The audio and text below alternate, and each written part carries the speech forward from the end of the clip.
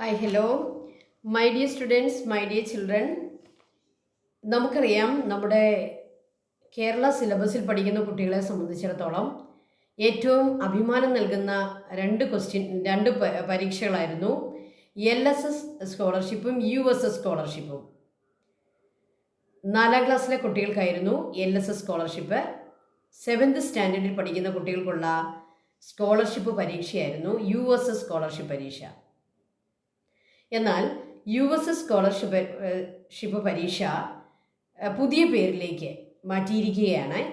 CM kids scholarship എന്നാണ് നമുക്ക് ആ സ്കോളർഷിപ്പ് പരീക്ഷയുടെ പുതിയ പേര്. അപ്പോൾ പേര് മാറി എന്ന് മാത്രമല്ല, ആ സ്കോളർഷിപ്പ് പരീക്ഷയുടെ ഘടനയും അതിലെ ചോദ്യങ്ങളുടെ രീതിയും ആകമാനം മാറിയിരിക്കുകയാണ്. അപ്പോൾ അതെന്തൊക്കെയാണെന്ന് നിങ്ങൾക്കൊന്ന് വിശദീകരിച്ച് തരാൻ വേണ്ടിയാണ് ഈ ഒരു വീഡിയോ ഞാൻ ചെയ്യുന്നത്.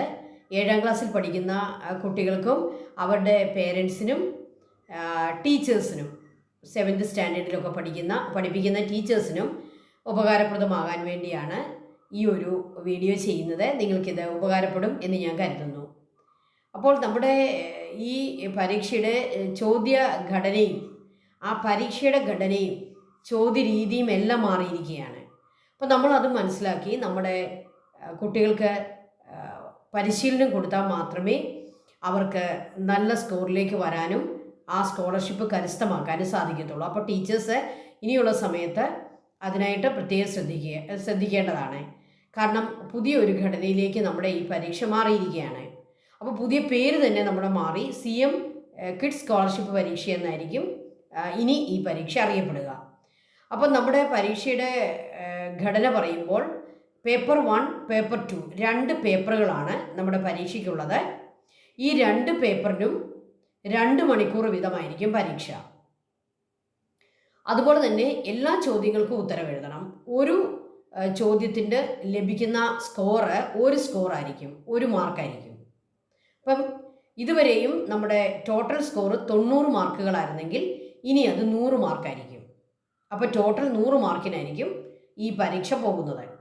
അതിൽ പേപ്പർ 1 പരീക്ഷയ്ക്ക് 50 ചോദ്യങ്ങളും 50 മാർക്കുമായിരിക്കും. പേപ്പർ 2 50 ചോദ്യങ്ങളും 50 മാർക്കുമായിരിക്കും. അപ്പോൾ എല്ലാ ചോദ്യങ്ങൾക്കും കുട്ടി ഉത്തരം എഴുതണം. നമുക്ക് മുൻ കാലത്തുണ്ടായിരുന്ന ഓപ്ഷൻ സമ്പ്രദായം ഇനിയില്ല, ചൂസ് ചെയ്യാനുള്ള അവസരമില്ല. അതുപോലെ തന്നെ എല്ലാ ചോദ്യങ്ങളും സെലക്റ്റഡ് റെസ്പോൺസ് രീതിയിലുള്ളതായിരിക്കും. ഓക്കെ, അതാണ് നമ്മൾ ആദ്യം മനസ്സിലാക്കേണ്ടത്. അപ്പോൾ 2 പേപ്പർ ഉണ്ടായിരിക്കും, പേപ്പർ 1ഉം പേപ്പർ 2ഉം. ഈ 2 പരീക്ഷകളും 2 മണിക്കൂർ ദൈർഘ്യമുള്ളതായിരിക്കും. 15 മിനിറ്റ് കുട്ടികൾക്ക് സമാശ്വാസ സമയം ഉണ്ടായിരിക്കും. അവർക്ക് കൂൾ ഓഫ് ടൈം 15 മിനിറ്റ് ലഭിക്കും. അത് ഒഴിവാക്കി 2 മണിക്കൂർ സമയം അവർക്ക് പരീക്ഷയ്ക്കുവായും ഓരോ പേപ്പറിനും ലഭിക്കുന്നതാണ്. ഓക്കെ, അതുകൊണ്ട് തന്നെ നമ്മൾ നന്നായിട്ട് തയ്യാറായാൽ മാത്രമേ ഈ പരീക്ഷയ്ക്ക് നമുക്ക് വിജയിക്കാനായിട്ട് സാധിക്കുകയുള്ളൂ. അപ്പോൾ പേപ്പർ 1 പരീക്ഷയുടെ കാര്യങ്ങൾ ആദ്യം ഒന്ന് വിശദീകരിക്കാം. 2 മണിക്കൂർ പരീക്ഷ, 50 ചോദ്യങ്ങൾ. എല്ലാ ചോദ്യത്തിനും ഉത്തരം എഴുതണം. അതുപോലെ തന്നെ ഒരു ചോദ്യത്തിന് ലഭിക്കുന്ന സ്കോറ് 1 സ്കോറായിരിക്കും, 1 മാർക്കായിരിക്കും ഒരു ചോദ്യത്തിന് ലഭിക്കുക. ആ ചോദ്യങ്ങൾക്കെല്ലാം സെലക്റ്റഡ് റെസ്പോൺസ് രീതിയിലുള്ള ആൻസർ ആയിരിക്കും നമുക്ക് തന്നിരിക്കുക. അപ്പോൾ പേപ്പർ 1-ൽ part A, part B, part C 3 പാർട്ടുകൾ കാണും. അപ്പോൾ നമുക്കൊന്ന് നോക്കിയേ, 3 പാർട്ടുകൾ: part A, part B, part C. Okay, part A എന്ന് പറയുന്നത് നമ്മളെ കുട്ടികളെ സംബന്ധിച്ചിടത്തോളം മലയാളം 1ാം ഭാഷ മലയാളമായിരിക്കും. നമുക്കറിയാം, 1ാം ഭാഷ കന്നഡ, തമിഴ്, അറബി, ഉറുദു, സംസ്കൃതമൊക്കെ എടുക്കുന്ന കുട്ടികൾ വളരെ കുറവുണ്ട്. ഭൂരിപക്ഷം കുട്ടികളും നമുക്കറിയാം 1ാം ഭാഷ മലയാളമാണ്. മറ്റ് ഭാഷകളുള്ള കുട്ടികൾക്കും ഈ പാർട്ട് A, അവിടെ ചോദ്യങ്ങളുടെ എണ്ണം 15 എണ്ണം, മലയാളത്തിൽ നിന്നും 15 ചോദ്യങ്ങൾ.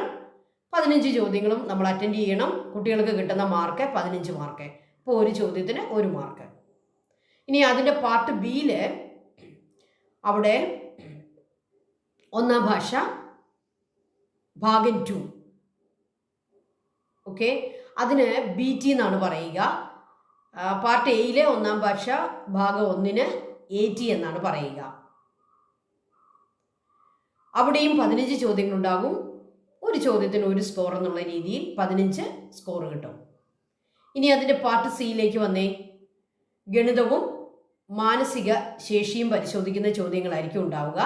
അപ്പം മാത്തമാറ്റിക്സുമായിട്ട് ബന്ധപ്പെട്ട ലോജിക്കലായിട്ടൊക്കെ ബന്ധപ്പെട്ടുള്ള ചോദ്യങ്ങളായിരിക്കും അവിടെ ഉണ്ടാകുക. 20 ചോദ്യങ്ങളുണ്ടാകും. 20 മാർക്ക് കുട്ടികൾക്ക് നേടാൻ സാധിക്കും. അപ്പോൾ ഒരു സ്കോറാണ് ഒരു ചോദ്യത്തിന് ലഭിക്കുക. ഇങ്ങനെ ആകെ ചോദ്യങ്ങളുടെ എണ്ണം 15 പ്ലസ് 15 പ്ലസ് 20 എത്രയാണ്? 50 മാർക്ക്. 50 ആകെ ചോദ്യങ്ങൾ 50, ആകെ സ്കോറും 50. ഇതാണ് പേപ്പർ 1. അപ്പോൾ പേപ്പർ 1-നെ സംബന്ധിച്ച് നമ്മൾ നന്നായിട്ട് കുട്ടികളെ പഠിപ്പിക്കേണ്ടത് മലയാളം, മാത്തമാറ്റിക്സ്, കണക്ക്. ഓക്കെ, ഇനി നമുക്ക് പേപ്പർ 2-ലേക്ക് പോകാം. പേപ്പർ 2 ആകെ ചോദ്യങ്ങളുടെ എണ്ണം 50. ഓക്കെ, സെലക്റ്റഡ് റെസ്പോൺസ് രീതിയിലുള്ള ചോദ്യങ്ങളായിരിക്കും. തിരഞ്ഞെടുത്ത പ്രതികരണമുള്ള ചോദ്യങ്ങളായിരിക്കും എല്ലാം. ഓരോ ചോദ്യത്തിനും 1 സ്കോറാണ് കിട്ടുക. അപ്പോൾ ആകെ score 50. Okay, 15 minute cool off time ഈ കുട്ടികൾക്ക് ലഭിക്കുന്നതാണ്. ഈ പേപ്പർ 2 എഴുതുമ്പോഴും കൂൾ ഓഫ് ടൈം 15 മിനിറ്റ് കിട്ടും. പരീക്ഷ എഴുതാൻ കിട്ടുന്ന സമയം 2 മണിക്കൂർ. ഓക്കെ, ഇനി ഈ പരീക്ഷയ്ക്ക് ഏതൊക്കെ വിഷയങ്ങളാണ് നമ്മൾ പഠിക്കേണ്ടതെന്ന് നോക്കുകയും. ഇവിടെയും നമ്മുടെ പേപ്പർ 2-ലും പരീക്ഷയ്ക്ക് 3 പാർട്ടുകൾ ഉണ്ടായിരിക്കും. Part A, part B, part C. Part എയിൽ ഇവിടെ ചോദ്യങ്ങൾ ഇംഗ്ലീഷിനെ സംബന്ധിച്ചുള്ളതായിരിക്കും. ഇംഗ്ലീഷ് 15 ചോദ്യങ്ങളുണ്ടാകും. 15 മാർക്ക്. ഒരു ചോദ്യത്തിന് 1 മാർക്ക്. പാർട്ട് ബിയിൽ അടിസ്ഥാന ശാസ്ത്രം, സയൻസ് ആണ് ചോദിക്കുക. പാർട്ട് ബിയിൽ അവിടെയും 15 ചോദ്യങ്ങളുണ്ടാകും. 15 സ്കോർ ലഭിക്കും. പാർട്ട് സിയിൽ സാമൂഹ്യശാസ്ത്രമാണ്.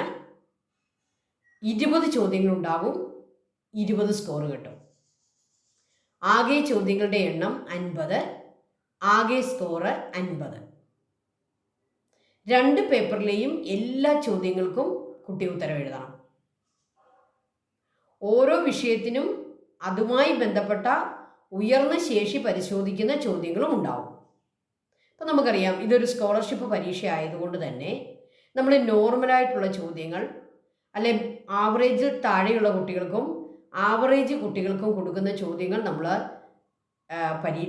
പരീക്ഷയ്ക്ക് പ്രതീക്ഷിക്കരുത്. ഉയർന്ന ലെവലിൽ ഉയർന്ന ശേഷി പരിശോധിക്കുന്ന ചോദ്യങ്ങളായിരിക്കും ഇവിടെ നമുക്ക് വരാൻ പോകുന്നത്.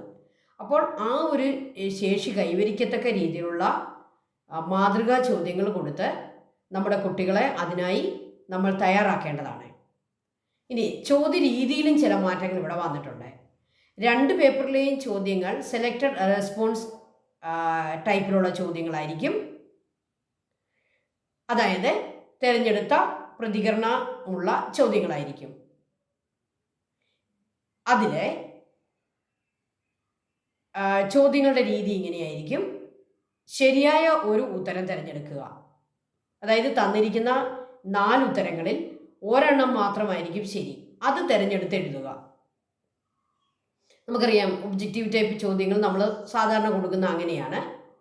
ചോദ്യം കൊടുക്കുന്നു, അതിന് 4 ഉത്തരങ്ങൾ കൊടുക്കുന്നു. അതിലേതെങ്കിലും ഒരെണ്ണം മാത്രമായിരിക്കും ശരി. ആ ശരി ഉത്തരം കുട്ടി എഴുതുന്നു. കുട്ടിക്ക് 1 സ്കോർ കിട്ടുന്നു. അതാണ് ശരിയായ ഒരു ഉത്തരം തിരഞ്ഞെടുക്കുന്ന ചോദ്യങ്ങൾ. അങ്ങനെയുള്ള ചോദ്യങ്ങളുണ്ടാവും. അടുത്തത് പ്രസ്താവന ടൈപ്പ് ചോദ്യങ്ങളുണ്ടാവും. ഒരു പ്രസ്താവന കൊടുക്കുന്നു. ഈ പ്രസ്താവന ശരിയാണോ, അത് തെറ്റാണോ, ഭാഗികമായി ശരിയാണോ, അങ്ങനെ പ്രസ്താവന ടൈപ്പിലുള്ള ചോദ്യങ്ങളുണ്ടാവും. ഇനി നമുക്കറിയാം, നമുക്ക് പൊതുവെ കാണുന്ന ഒരു ടൈപ്പാണ് മാച്ച് ചെയ്യാനുള്ള ചോദ്യങ്ങൾ. അപ്പോൾ മാച്ചിങ് ടൈപ്പ് ചോദ്യങ്ങളും ഉണ്ടാവും. അപ്പോൾ അത് മാച്ചിങ് ടൈപ്പ് ചോദ്യങ്ങൾ വരുമ്പോൾ നമ്മൾ ശ്രദ്ധിക്കേണ്ടത് പഴയ കാലം പോലെ കുട്ടി മാച്ച് ചെയ്ത് എഴുതുക എന്നുള്ളതല്ല, മാച്ച് ചെയ്ത് ABCD 4 ഉത്തരങ്ങൾ അവിടെ കൊടുത്തിരിക്കും. മാച്ച് ചെയ്ത് അതിലേതെങ്കിലും ഒരെണ്ണമായിരിക്കും ശരി. അവർ കറക്റ്റായിട്ട് ഇപ്പം A 1 മാച്ച് ചെയ്യുന്നു, B 3 മാച്ച് ചെയ്യുന്നു, C 4 മാച്ച് ചെയ്യുന്നു, D 2 മാച്ച് ചെയ്യുന്നു. അങ്ങനെ ആ രീതിയിൽ ഉത്തരങ്ങൾ നൽകിയിരിക്കും. കുട്ടി അതിൽ നിന്നും ശരിയായ ഉത്തരം കണ്ടെത്തി ആ ഒരു ഉത്തരം അത് എഴുതി വെക്കുമ്പോഴാണ് കുട്ടിക്ക് സ്കോർ കിട്ടുക. ഓക്കെ, അപ്പം മാച്ചിങ് ടൈപ്പ് ചോദ്യങ്ങളുണ്ടാവും. ഒന്നിലധികം ശരിയായ ഉത്തരങ്ങൾ തിരഞ്ഞെടുക്കുന്ന ചോദ്യങ്ങൾ കാണും. അതെന്താന്ന് മനസ്സിലായോ?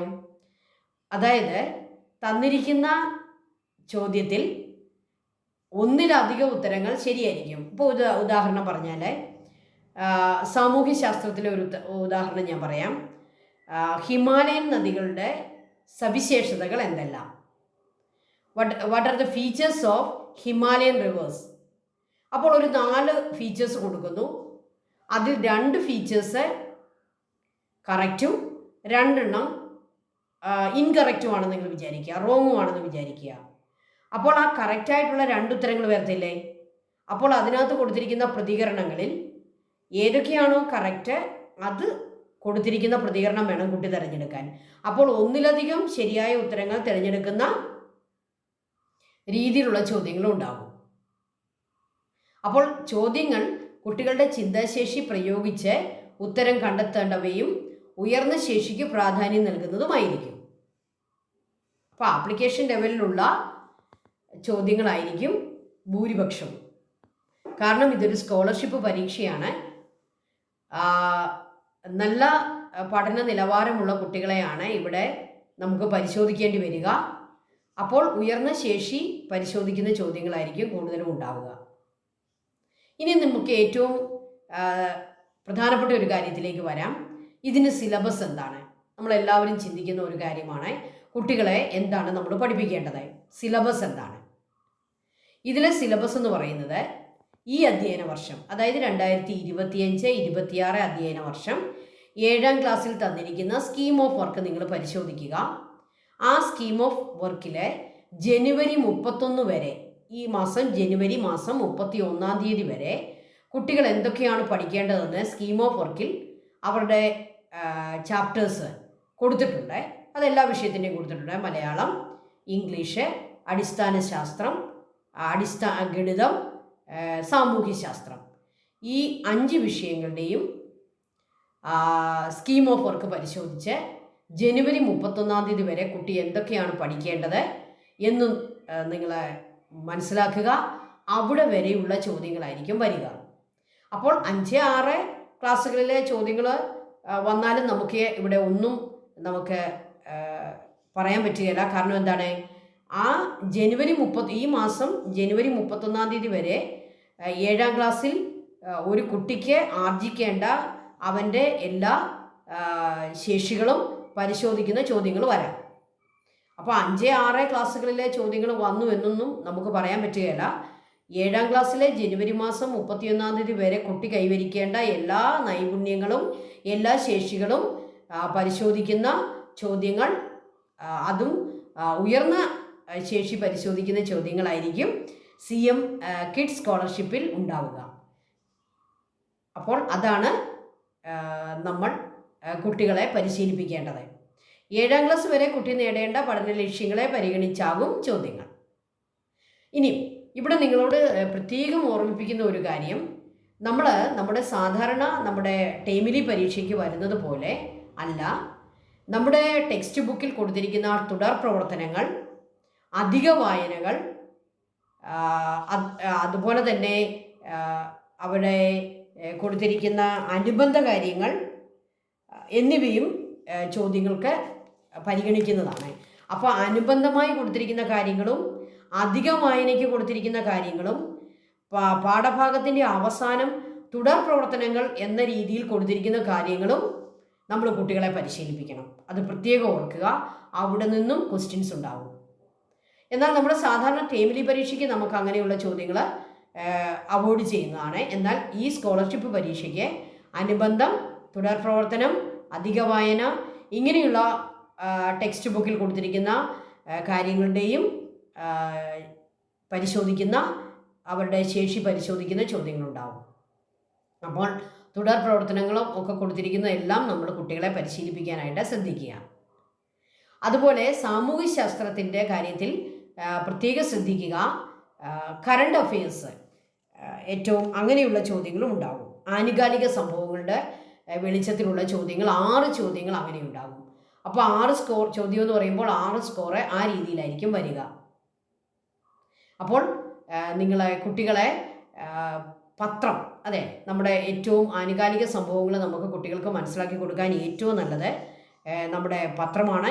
അപ്പോൾ ദിവസേനയുള്ള പത്രം വായിക്കാനും അതിൽ വരുന്ന പുതിയ സയൻസ്, സാമൂഹ്യശാസ്ത്രം, മാത്തമാറ്റിക്സ് അങ്ങനെ എല്ലാ മേഖലകളിൽ നിന്നുമുള്ള, പ്രത്യേകിച്ച് കറണ്ട് അഫെയർസ്, ജനറൽ നോളജ് അങ്ങനെയുള്ള കാര്യങ്ങൾ അവരെ എഴുതി വയ്ക്കാനും അത് പഠിച്ചുകൊണ്ട് പോകാനും പ്രത്യേകം ശ്രദ്ധിക്കുക. 6 മാർക്കിനുള്ള 6 ക്വസ്റ്റ്യൻസ് ആനുകാലികത്തിൽ നിന്നായിരിക്കും വരിക. അപ്പോൾ ഇതൊക്കെയാണ് നമ്മൾ CM കിഡ്സ് സ്കോളർഷിപ്പുമായിട്ട് ബന്ധപ്പെട്ട് നമ്മൾ ഓർത്തു വയ്ക്കേണ്ട കാര്യങ്ങളും കുട്ടികളെ പരിശീലിപ്പിക്കേണ്ട കാര്യങ്ങളും.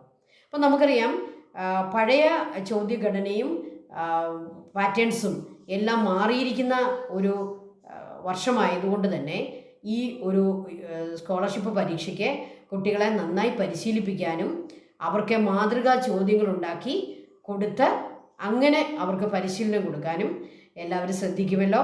നമ്മളെ കുട്ടികൾ മിടുക്കരായി വളരട്ടെ, അവർക്ക് ഈ സ്കോളർഷിപ്പുകൾ ലഭിക്കട്ടെ.